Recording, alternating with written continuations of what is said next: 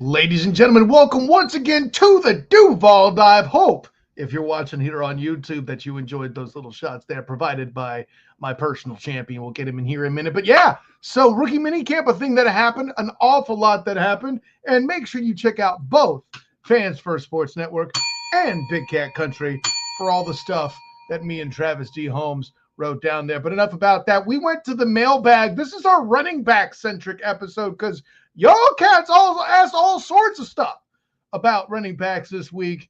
And first of all, thank you for it. A lot of intelligent questions as per usual from all of you out there, all of you Duval divers helping us go deep. And so thank you for that. But enough with the banter and all much and how great you guys are taking care of this. How about somebody who takes care of me while I try to talk to you card-carrying members of the Duval Devout? How about we bring in my personal champion, Travis D. Holmes, Big Cat Country. Welcome in, my guy. Great to see you, of course. Man, you gotta love a live episode. I need you guys to know this is live. If this was a ransom video, I would have a newspaper up right now with a clock just to let you know this is. Hey, get into the comments. Let's talk about it. And the date on it would be current if you're holding up that newspaper. That's right. You're talking about getting the comments right out the gate. Before we kick the stream one more time, Robert calling his shot. 5 more minutes until NTN is traded. Maybe that'll come up a conversation. Who knows? It is the running back episode. But terrible, just terrible. Just terrible. But DG in the house, I am deep in the dive. Okay, you know what? We know you do that. We've seen the way you do stats there. Action News Jags in the building for sure. Always great to hear from DG. But let's go ahead and get into it. Obviously, there's a lot of scuttlebutt regarding the running back position. We've talked about it a butt ton here in the draft, that there's been a line in the sand. And I think a lot of things that'll come up too. We're going to go ahead and hit the bell for it now. There's going to be an offensive line-centric episode. That's the only other position y'all went as nuts about, which it warmed my heart, Travis G. Holmes, that happened. But let's get into these running backs with the first question here, my friend. Okay. All right. So first question via Doug Anderson on X. Running backs, a competition or a group of complementary role players, which I thought was just a dope question. How do you feel about it? What's going on, Nash? That's okay. So it's the wording that throws me there. We don't call it as going to be a competition already. I don't think that's a mystery, right? I'll pose the question to you because I know I've been loud and proud about the whole thing since I said what I said on the draft wrap up. Make sure you check that out if you haven't yet. But which of the drafted running backs, first of all, and I am addressing your question eventually, Doug Anderson, which through Blue Sky or Twitter, I forgot to check. That was X, actually. Okay, so Twitter, right. I ain't telling people I'm on X. People get the wrong idea. Anyways, I'm a family man, Travis. You know this. So, which drafted running back here in this 2025 class do you think has a greater chance of seeing time on the field? LaQuint-Allen or Bashaw Tatum, right? Bashaw Tatum. I mean, but we talked about this. Though, thank you. Yeah, we have talked about this. I do believe that LaQuint-Allen has the higher chance of getting more snaps just because his ability to pass protect, his ability to catch out of the backfield, his ability to line out wide and catch balls even like split out. I think he's just more of a weapon in those passing downs. And he still is a plus in the run game. He's not Bashaw Tatum. He's not Travis Etienne. I don't think he's any of those guys in the just running the ball in hand. But catching the ball and protecting in the pass and not giving away what you're doing, he's going to be on the field. I do truly believe he is the best, third down back. He is the best pass catching back. He is the best pass protecting back on this roster right now. So I think just that's a whole separate conversation of him just having that advantage there. But if you're talking like explosiveness, if you're talking the ability to like be that true game-changing running back to be used a little bit like Miami Dolphins use, Devon Achane early on.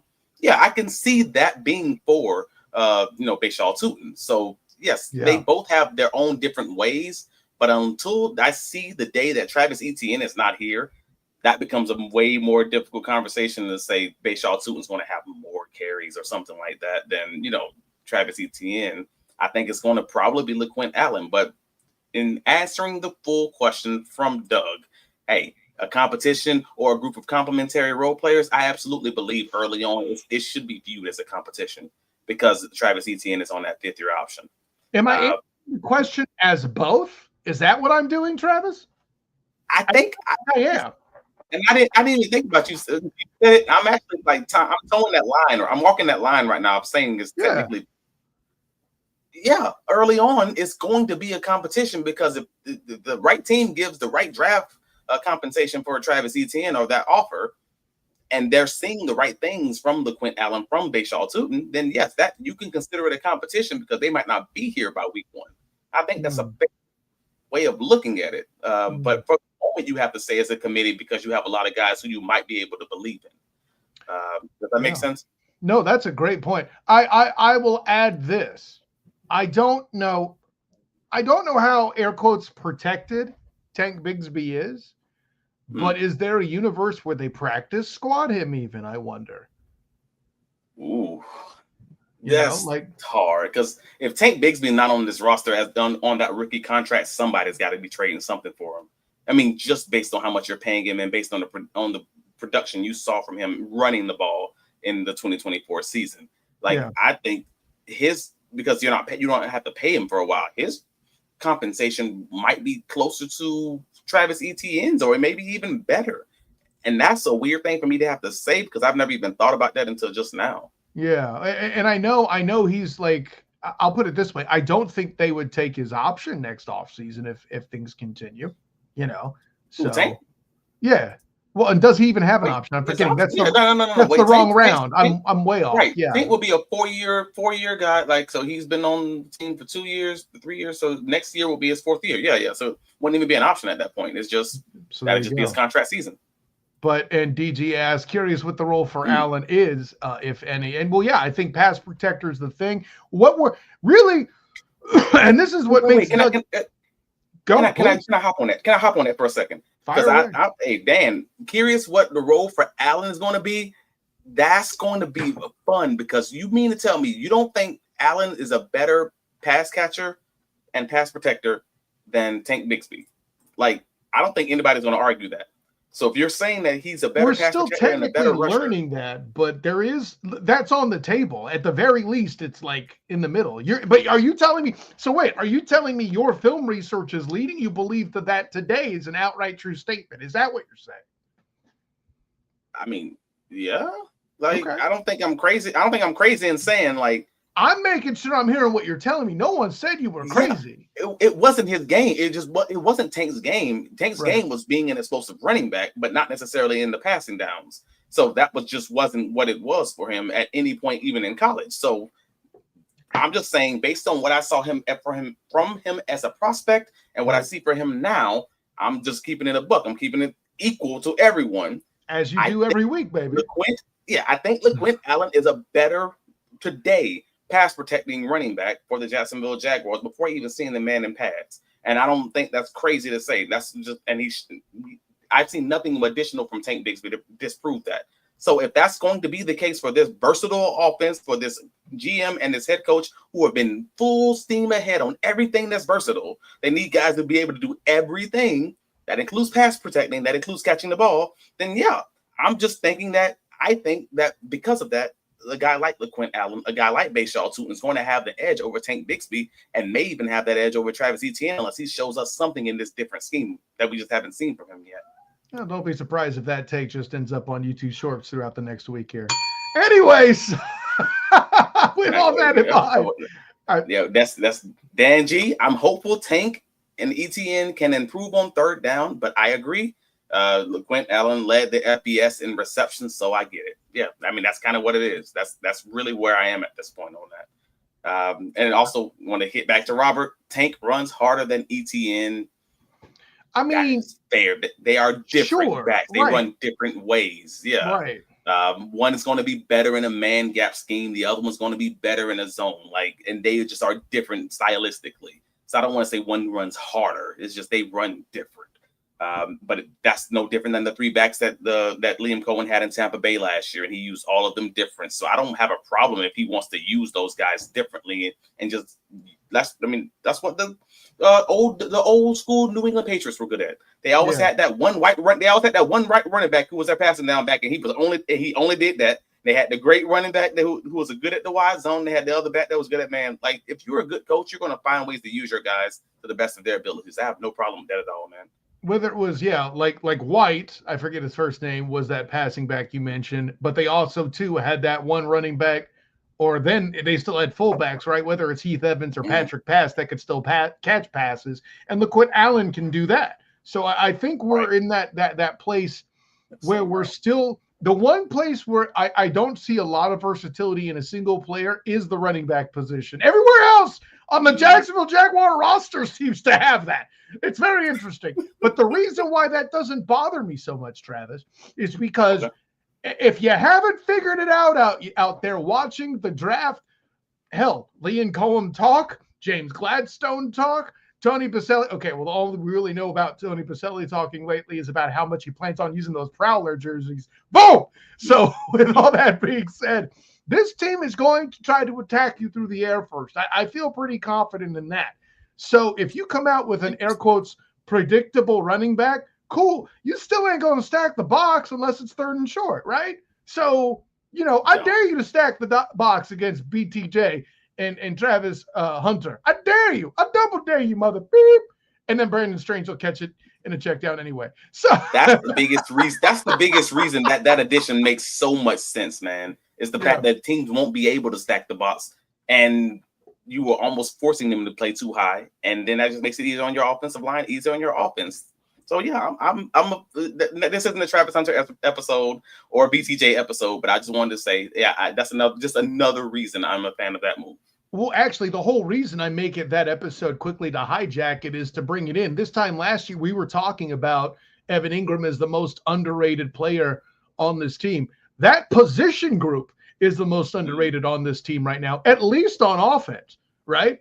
Because I think they have, regardless of who's doing what, they got a butt ton of assets back there. This is the best I've felt about the Jaguars' offensive backfield since I started covering this team as closely as I have. Yeah, no, I think I might be there, but I don't know. That James Robinson, Travis Etienne backfield was solid. It's just that the old you say that now. You were selling Etienne short at the time. See. He was fumbling, man. I'm sorry. No. I mean, later. I mean, before that too. But yeah, I love how you tease that. But he sips the mug knowing he done teased it. See, for you pod listeners, Travis trying to be smooth today. Hold on, you're doing all these other comments. I'm not there yet. Hold on. But, okay. But all right, that was Robert just coming in to kind of back what we were saying earlier. If that's the case, referencing pass blocking, then both running backs are gone because both new running backs can pass block. We've hinted at that, Travis D. Holmes, have we not? To Robert's credit, hey, Robert listening to this show is something we can rely on because he's been great at one of the first and foremost Duval divers. Salute to Robert quickly, of course. Let's give Cedric Holmes this thing though. There, you talk about can't wait till late. We'll have an episode for a reaction, but we ain't doing that tonight. Whatever. Let other people do that. Schedule reaction, but also from Zenith.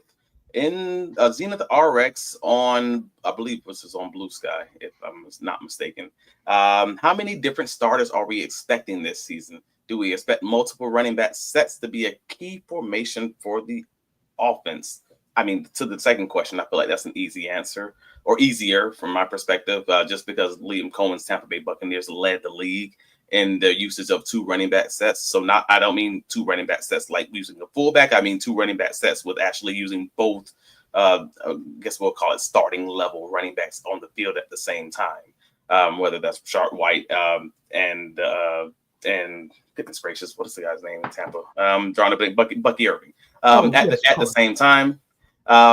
So that's from my perspective. Obviously, yes, they're going to have a lot of multiple running back sets because that's what we've seen from him. And if that's not the case, then yeah, that's okay. This doesn't have to be the new Tampa Bay Buccaneers. This can be the new Los Angeles Rams, or it can just be a new thing in general. Liam Cohen actually intimated the same thing after he got hired. This may not be exactly what I did in Tampa. This may not be exactly what happened, in Los Angeles. This might be its own new thing because those guys didn't have a Travis Hunter and a BTJ at receiver. Maybe this is its own thing, and it's not something that we haven't seen before. That's quite possible. Yeah.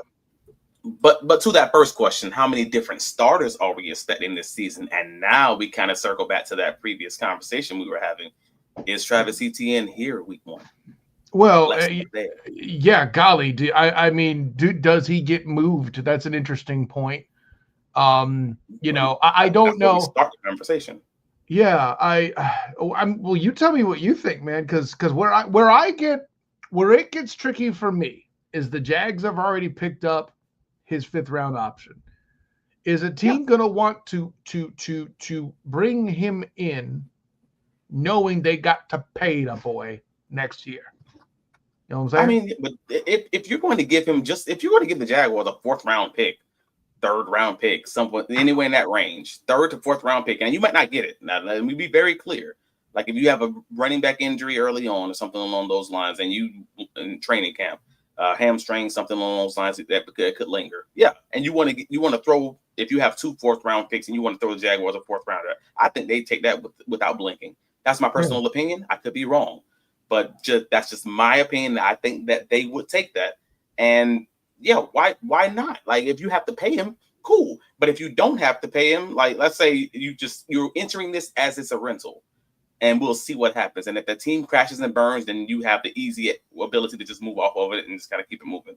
And if it's maybe it goes well and he gets paid, that's not a big problem. The running back value is not crazy out there. Like you're not going to break the bank to pay him like CMC money because he hasn't had enough of a resume to kind of put that up. You're not giving him Saquon money. So from that perspective, you're paying him like a top safety, basically.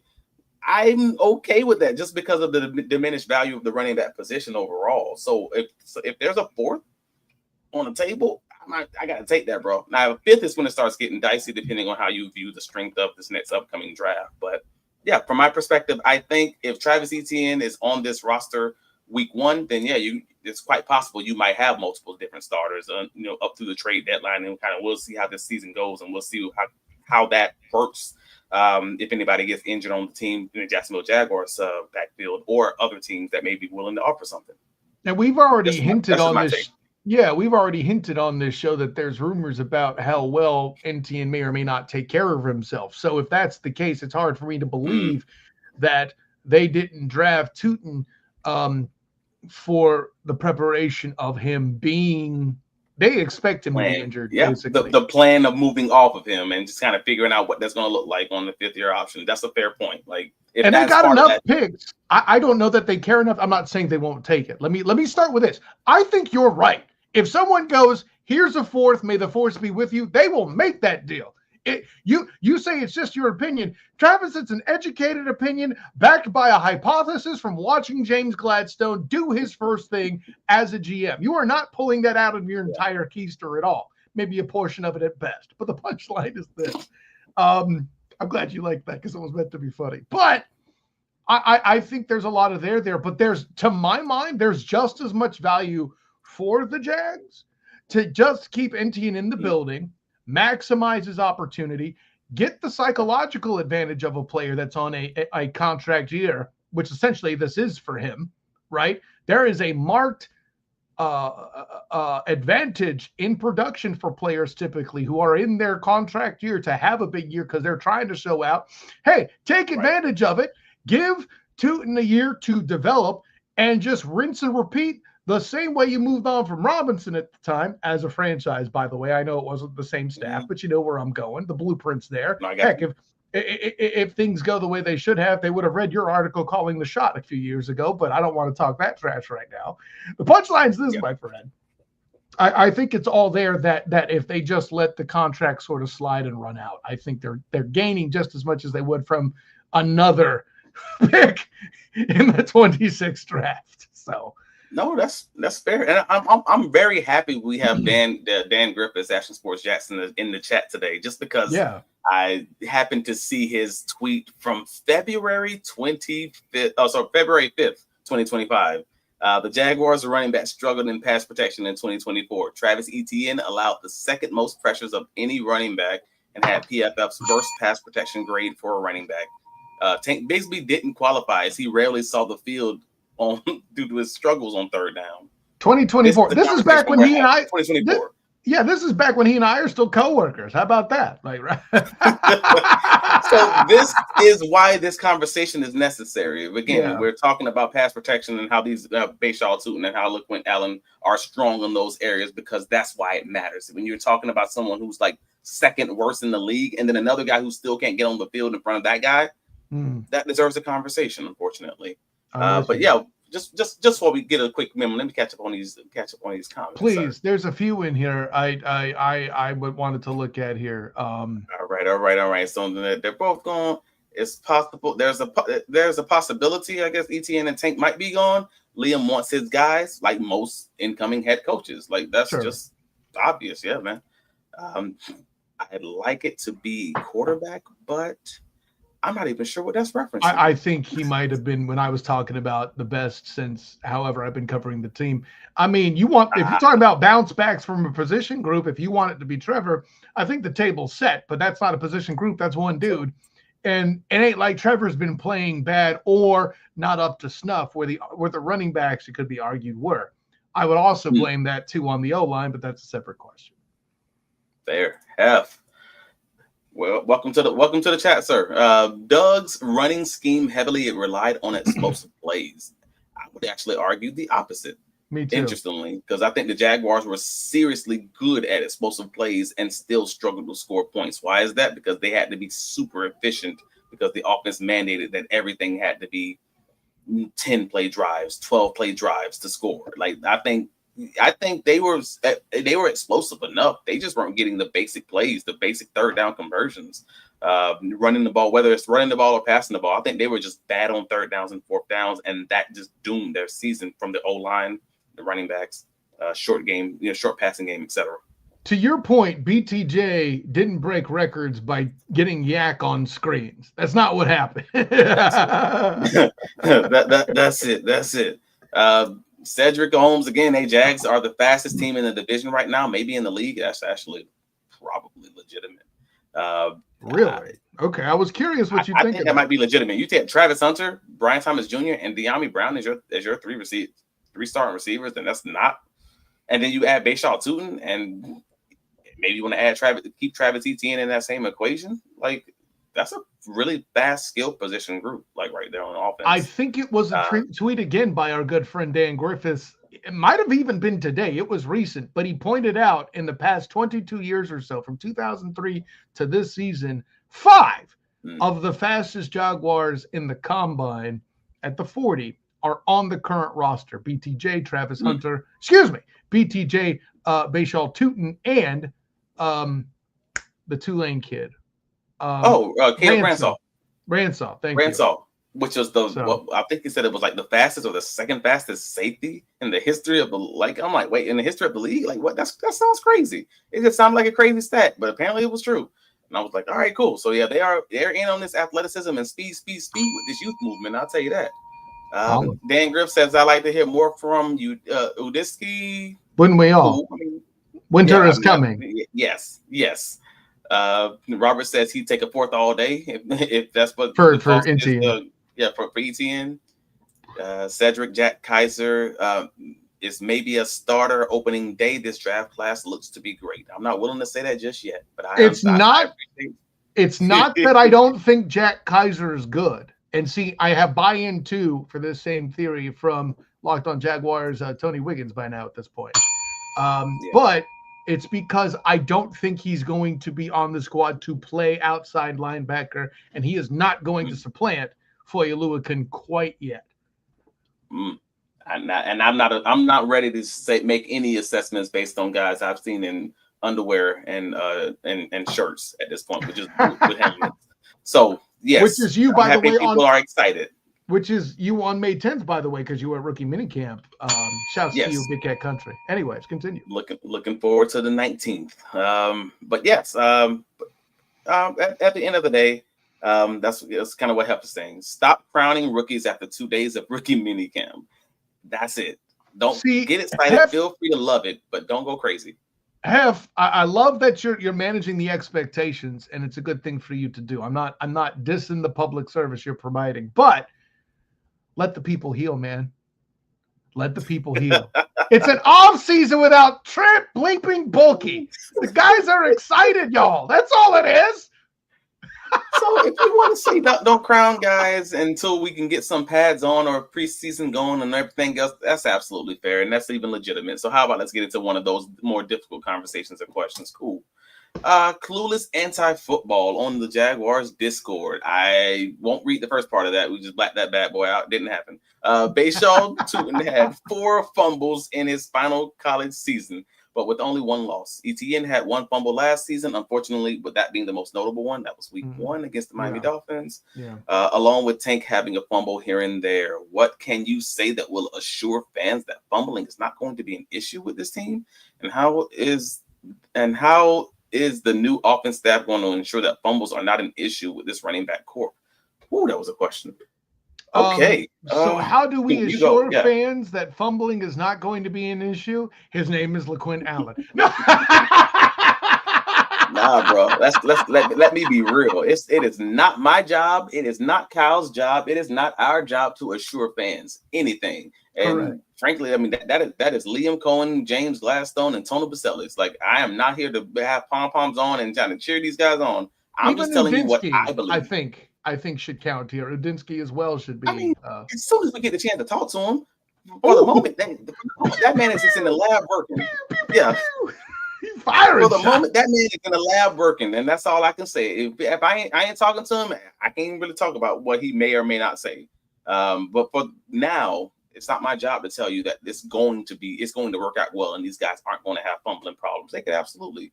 I don't know these guys personally. I can't tell you that they're walking around all day holding the football like this is the program. Like, all I know is, we've seen guys who have fumbling issues in the college often come to the league and get it rectified when they get NFL coaching. Like, I don't think that that's a crazy thing to say, all right, cool. This he might have had a fumbling problem. We've seen it with Travis Etienne. And all of a sudden, it wasn't a fumbling problem later. Like, again, you're saying he had that 1 fumble, but it was a notable one, but it was also just 1 fumble. Right. That means his fumbling issue that he had in 2022 has been rectified for the most part.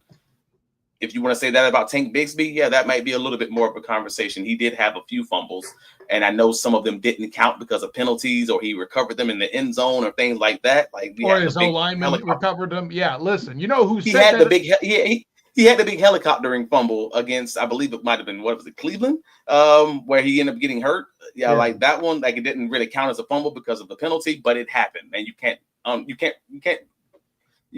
like act like it didn't happen, like, and just delete that from like Men in Black. Like, it is what it is. You're deep in the Duuuval community. Has anybody been more harsh on Tank Bigsby on this show, at least, than I have about his fumbling issues? Absolutely, with Bigsby, I'm concerned. He's gotten better.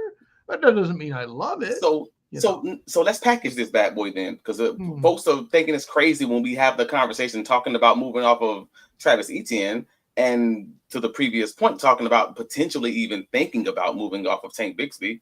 Now we've seen someone who may, and I'm not even saying it does, but may have a fumbling issue, may have a pass protection issue, struggles to catch the ball, but is a damned good running back with the ball in their hands.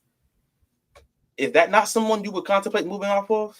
I mean, I'm just being real. Like, I just said, like, 3 of the 4 things you have to do well as a running back are problematic.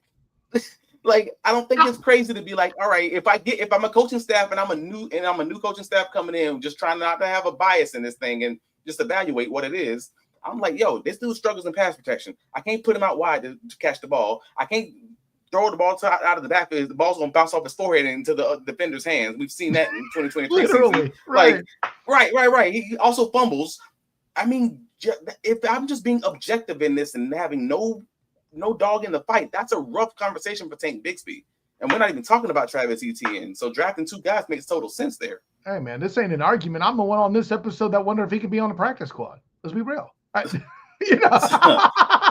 But then somebody would get him. Somebody would pick him up off the practice squad. Let's be clear, like that would never take place. Where I can get it for free off weeks. I'm making it through waivers. Come on. But that's kind of why I say that. But no, but if you look at that Bashaw Tootin tape from college, you'll see the fact that you have a guy who's a really good, a really explosive running back, but also you'll see a guy who the coaching staff didn't really use him well. Like I had this conversation in great detail with News for Jacks Jamal St. Cyr, because he was a big Bashaw Tootin guy early. And I was just like, you know what? Because I wasn't a Bashaw Tootin guy, but he was the one who said, just go back and look at his tape. I said, we played the tweet on this show. What are you talking about, Willis? Yeah. Look at how they used him. And I'm like, well, that's actually dang fair. So they used him more like Devon Achane in Miami, trying to get him to the edges on like every play because their offensive line at Virginia Tech was just not good on the interior. So they basically only did outside, and very rarely was like just between the tackles. But when they did, it was explosive. And I'm like, all right, cool. So maybe it was just the fact that he didn't have great coaching. So maybe if he gets into the NFL with NFL coaching, talking about his ball security, this will be a different conversation. You know what I mean? So like he's also had fumble issues, but if you're not paying attention to your scheme, maybe you're not paying attention to ball security in your day by day in practice. So from that, I would say I have a positive viewpoint of where the arrow could be pointing up for Bashaw Tootin as an NFL prospect versus a college prospect. So going back to the question about multiple starters, maybe Travis Etienne starts out the starter, and I think he should, by the way, today. Camp hasn't happened yet as you hear this going, so, let's be clear. But today you would still pencil Etienne in as the starter, I think, first and foremost. However, if he develops and then Travis Etienne maybe gets dinged up, you can't guarantee Etienne will get back on the field. If only there were some legitimate examples, like, I don't know, James Robinson, for example.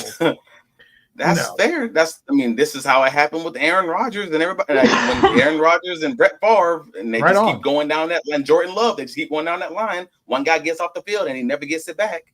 Well, Travis Etienne and James Robinson, now Travis Etienne and Bashaw too, and it could just be the exact same thing. That's kind of how the game goes. You're not wrong. All right, man. But I know you guys are excited right now because we're hitting that 8 o'clock time frame and that schedule release is dropping. So yes, I know you guys are ecstatic about it. But yeah, what were you saying, Kyle? Let's get some of these comments and then we'll let them, we'll let them hit their show and watch their schedule release, whatever. All right. So none of them look like game breakers learning the system. I'm not even. He's talking about the rookies and how we shouldn't crown them yet and all that. He's got a point. Oh, all right, cool.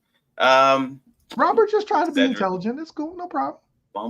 Fumble, your ass beep is gone. Gladstone not playing. I don't think he. All right, yeah, sure. And Dan G to wrap that bad boy up. I don't know what getting rid of him really does for you, though. If he was expensive, I'd get it, but I don't think it's necessarily that they're out to get rid of Tank Bigsby. I just think his replacement's in the building. That's all. At some point, I think if you're talking about your fourth running back if you don't win that third running back spots or second running back spot, obviously, then it's all about what are you contributing to special teams. And if Tank's not your kick returner, I guess I have no other idea what else he will be doing as far as the team is concerned. And at that point, you're just risking your roster spot. So that's the reason I say you're not trying to get rid of him, but he was going to have to earn that roster spot at that point. That's all. Well, and you mentioned kick returner. I want to bring in Hef real quick here. Tootin will be a kick returner, so less opportunities to fumble. No, I don't agree with the. Tank Bigsby? Tank Bigsby. We just talked about the Tank Bigsby fumble in the Cleveland game, that big explosive helicopter hit. So I'm just like, yes, that just happened last year. Well, and it's not so much fewer opportunities to fumble per se. It's just that when it happens, it's a lot worse. So there's that. But I'll put it this way: Tootin as a kick returner is also incredibly compelling. I can't front. No, absolutely. He's so explosive, and the way that they use this new, the XFL kick return situation, that would be a great replacement for goodness gracious, Devin Duvernay. So Yeah, I'm in with that. That's fine. Zenith. Oh, welcome to the chat, Zenith. I feel like the only guy we can write off out of the gate is Robinson, Keelan Robinson, because we haven't seen much from him. Sure. I mean, he was originally brought in as that kick returner guy, so we'll see. I mean, that could be a little bit of a competition just there between a lot of the rookies who have that return ability and Robinson, maybe even Tootin. I guess we'll see there. Hef says I think Tank is an up back on punt formations. If that's true, then awesome. I didn't register that, honestly. His special team snaps. And well, Tootin is the fumbler in college, sure. Yeah, that's the 4 fumbles. Part. Yeah. That's the whole question of whether or not that staff is going to be able to get it on top of him and trying to, get him rectified, figure that out, like we see in a lot of NFL backs holding the ball higher. And Zenith, again, I feel like that running back camp battle is coming early. Allen is only 20. Imagine if he can clearly get more muscle in that lower half. That's a fantastic point. Yeah. So for the most part, I mean, that's what we got. The comments keep trickling in, but I think we're getting close to that wrap it up point. Actually, I'll give Zenith the last word. This last one, yeah. All right. Parker Washington has the highest return average of any Jaguar that isn't Starks. Starks with one.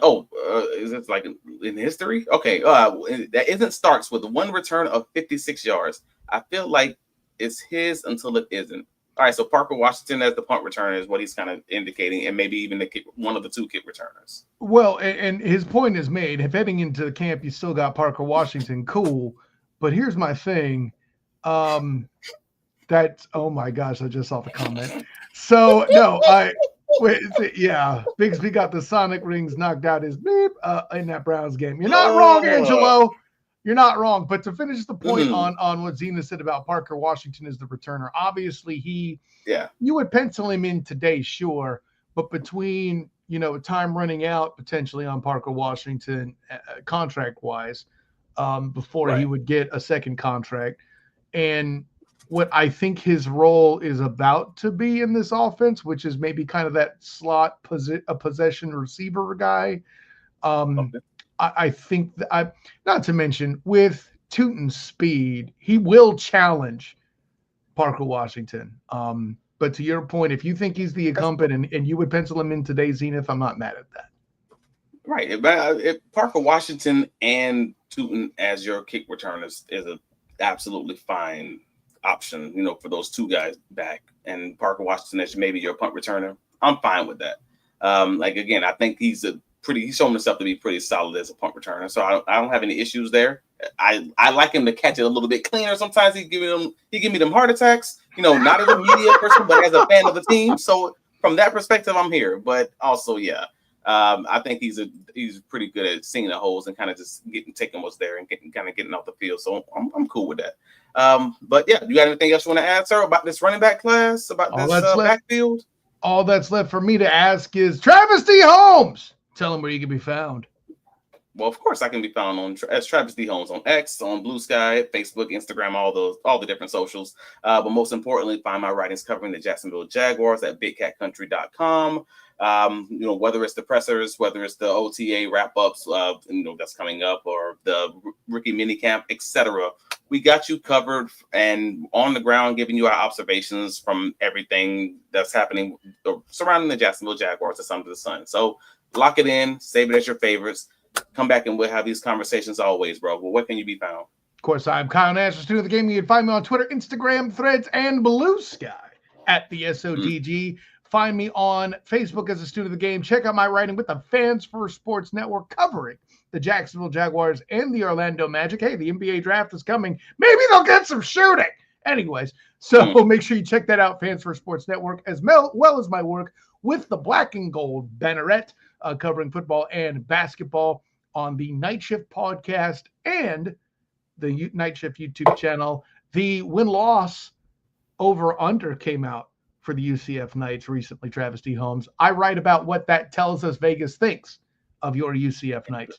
So make sure you check that out, blackandgoldbanneret.com. So Guys in the comments, you're still doing your thing in there. Keep the lightsaber battle duel going. Don't act like I don't go in there after these episodes are over and don't get a laugh or even just some good thoughts. Hey, mailbags have driven a lot of great episodes here from you guys too. You guys have done amazing things. Please keep it up. And we'll have an announcement sooner than later about how your support has taken us to a particular place. I'll tease them with that. So, for my personal champion, Travis D. Holmes, I am Kyle Nash, student of the game. Until next time, everyone, class dismissed.